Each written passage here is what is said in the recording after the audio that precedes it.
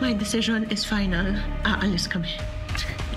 Hindi kayo aalis dito. Naintindihan mo ko? George, huwag mong sasaktan si Mercy. Huwag kang makialam dito! I'm gonna stay.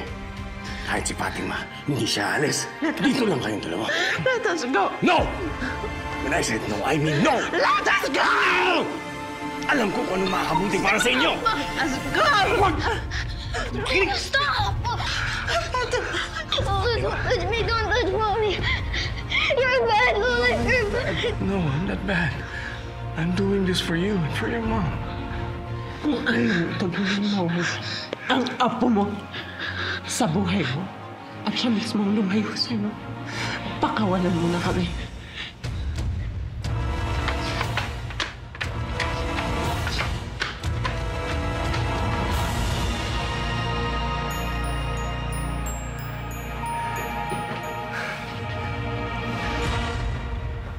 Bakit?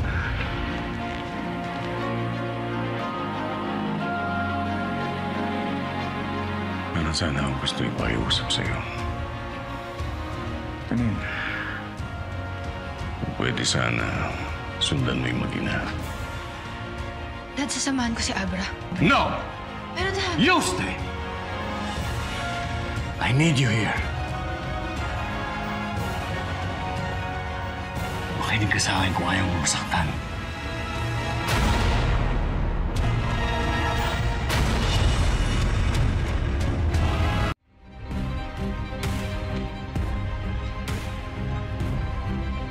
Nangihinayang ako sa iyo, Mikir. That's why I'm offering you this chance at redemption. Pagkakataon mo na makaganti kay Benito, nababawi ang kapangyarihan na nararapat ay para sa iyo. Para sa inyo. Ano bang gusto mo mangyari? Ha? I want revenge.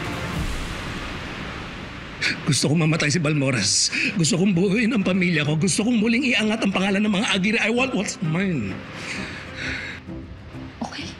Okay, that's a good start. That's a good start. Pero, why not think bigger? What do you mean? Agawin mo yung Rosario.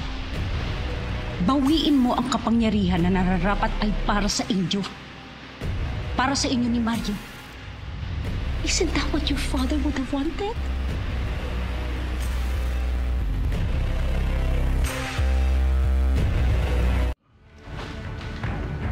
Ay alamin mo kung sino yung mga posibleng makakalaban ni Mercy sa eleksyon.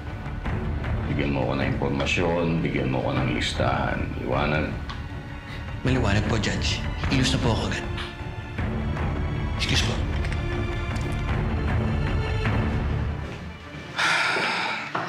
What about me, Dad? Gusto ko rin tumulong para matalo si Ate Mercy. Ayaw mo ba akong pasamahin kay Atty. Abra? Kasama ko si Atty. Abra doon dahil alam kong pagkakatiwalaan siya ni Mercy. Kung gusto mo, pwede ka naman dumalaw. Pwede mo na rin bulungan yung apo ko para mapabalik na rin natin siya dito. Akong bahala, Dad.